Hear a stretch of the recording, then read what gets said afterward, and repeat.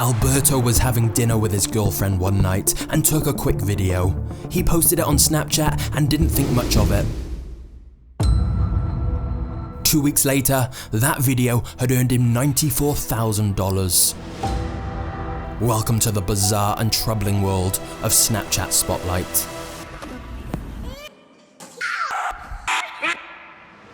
Snapchat said that they were going to pay me about $3,000. You may have earned $7,876.54 from your submission. How can someone make $30,000 from a Snapchat video? $15,000. It is crazy. Snapchat are giving away millions and millions of dollars to creators for posting simple videos under 60 seconds long. A lot of people aren't even aware of this opportunity, and even fewer people have realized the huge problem. 19 years old. He has made, correct me if I'm wrong, but it says $3 million since November from Snapchat? Yeah, so $3 million in the past 5 weeks.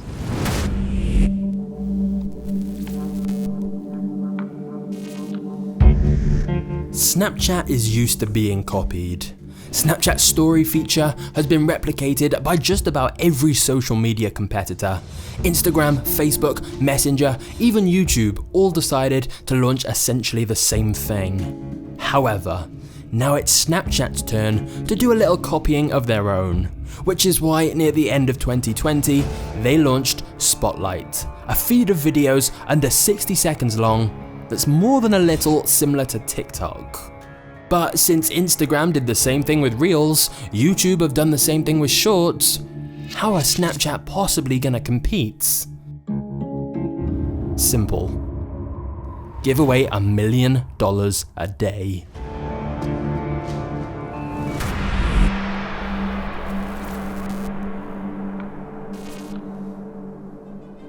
With YouTube, the amount a creator earns from a video is determined by how much ad revenue it generates. But with Snapchat's new Spotlight feature, they did things differently. Firstly, since the money comes from Snapchat and not advertisers, all videos are treated equally. A video of someone dancing at home can earn just as much per view as a video about investing. But the really major difference with Snapchat is that instead of paying creators proportionally for the amount of views their video gets, there is a daily prize fund, and the videos that get the most views per day split that daily prize between them. So it's kind of an all or nothing situation. If your video gets less than about 100,000 views, you won't see a penny.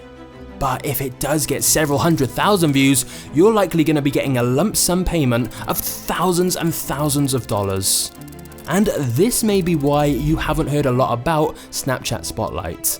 People want to keep it a secret.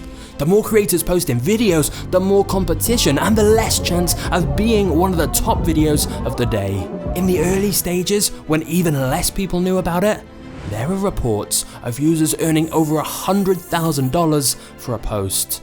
Think about that for a second. That's more than the average teacher earns in over 2 years, all from a single video that was just a few seconds long.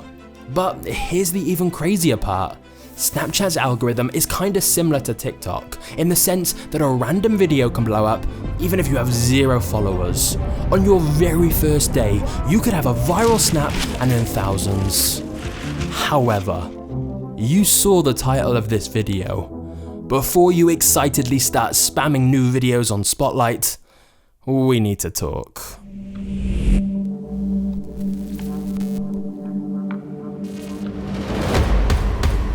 A quick search of the Snapchat-related subreddits will reveal many questions like this.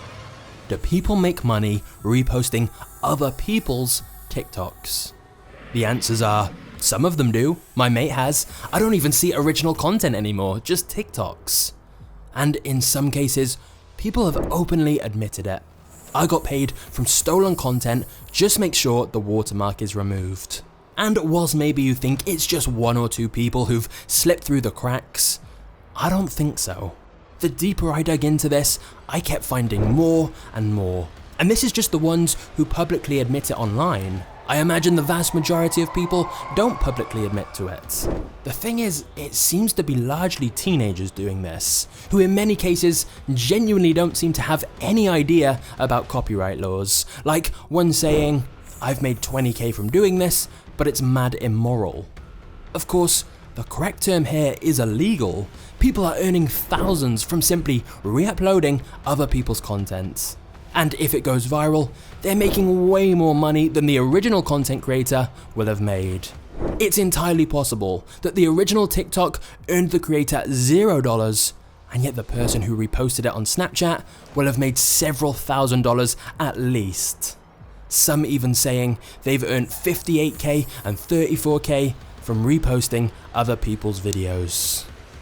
Now, Snapchat's terms do state only post original content and will remove infringing material reported to us by rights holders. And I'm sure that's true.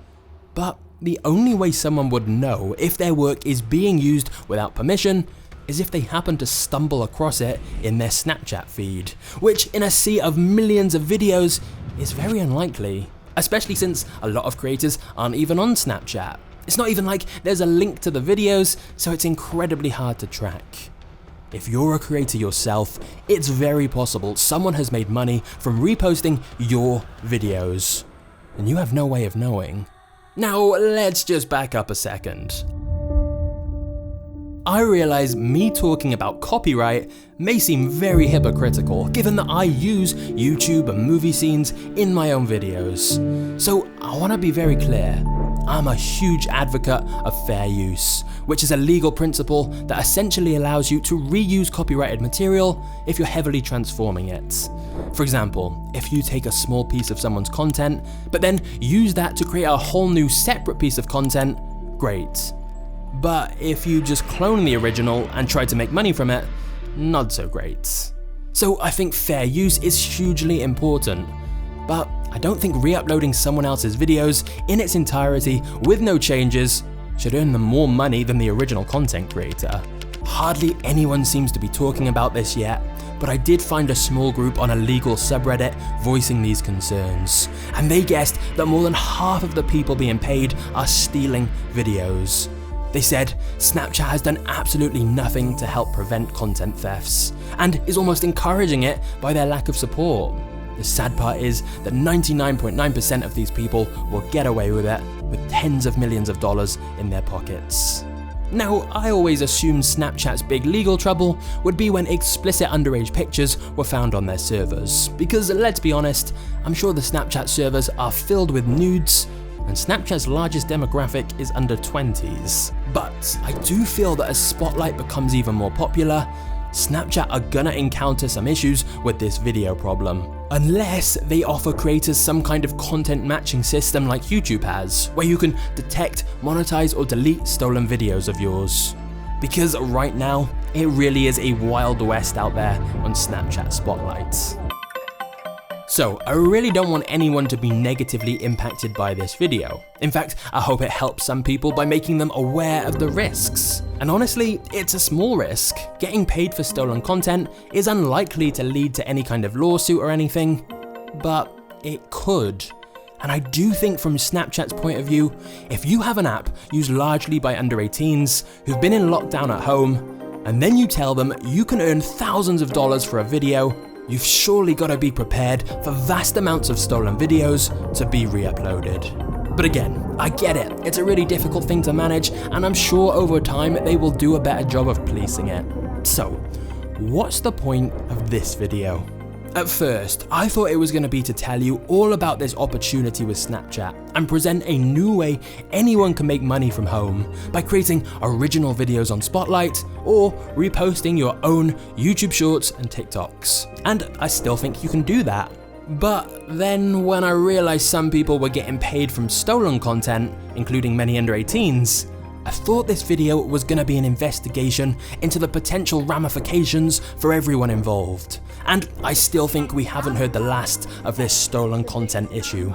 However, thirdly and finally, I realized my real concerns aren't just about Snapchat, because this whole thing actually reveals another issue that I think is even more worrying.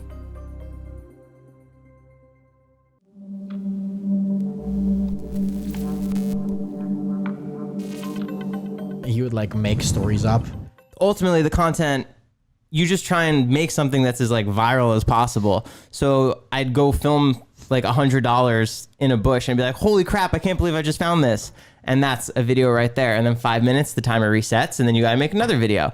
And put $100 somewhere else, and then like I'd put a candy bar in the sofa, and I'd be like, my son is hiding his food in my couch, and that's a video right there. And like the tier for like what it was, insane, dude. It I don't want to say it was, I don't know. Like you just need to make as clickbaity, I guess, as a video as you can. And how many would you upload per day?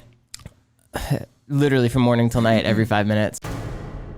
Time for a very brief history of online videos. In the early days of YouTube, the algorithm looked at which videos were getting the most views and then took that as a sign people were interested in them, so promoted them more. As a result, we got a lot of misleading clickbait thumbnails and people trying to artificially increase their view counts, because what mattered was just getting more views. Flash forward to today, and YouTube promotes videos based on factors like watch time and how much of the video each user watches. In other words, the goal is to promote content the user has a good experience with. Which makes a lot of sense. And that's why most social media algorithms now are looking at things like average view length as a strong indicator of quality. However, short form content, often just 15 seconds or less, is clearly becoming increasingly popular. And I would argue it's much harder for algorithms to tell what's good quality content when you're dealing with such short videos. If someone watches all of a 10-minute video, they probably had a good experience. But if someone watches all of a 10-second video that just popped up in their feed, that doesn't necessarily mean it was a good experience.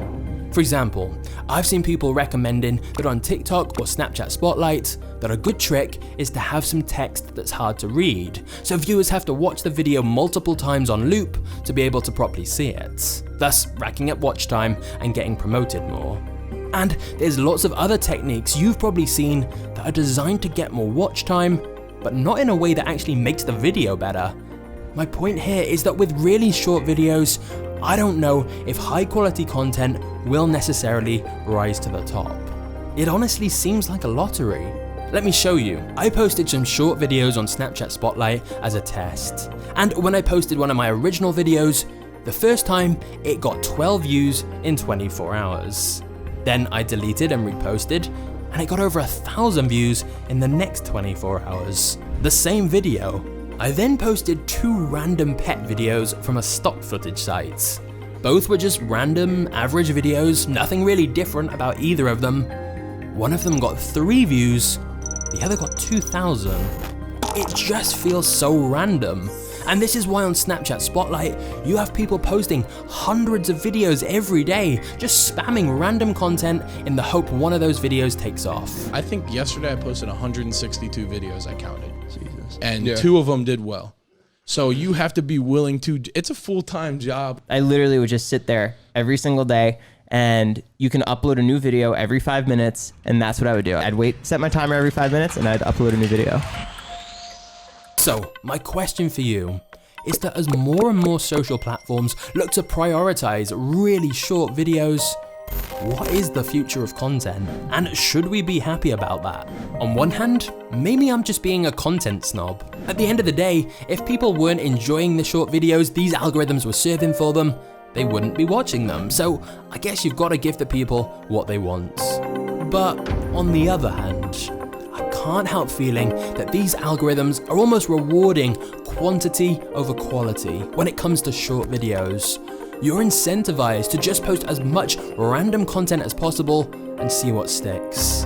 I've heard it described as content pollution. With these super short videos, it seems more likely you'll get a big payday by pumping out loads of videos instead of spending all that time making one really great, thoughtful, unique video.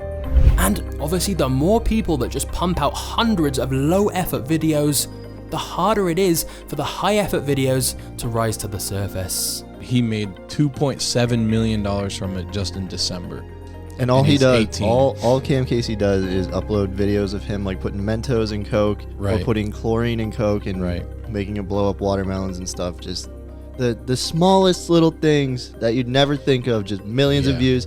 And he just bought a he's 19, by the way, and he just bought a McLaren 620R, which is easily over a 6-figure car at 19 from Snapchat.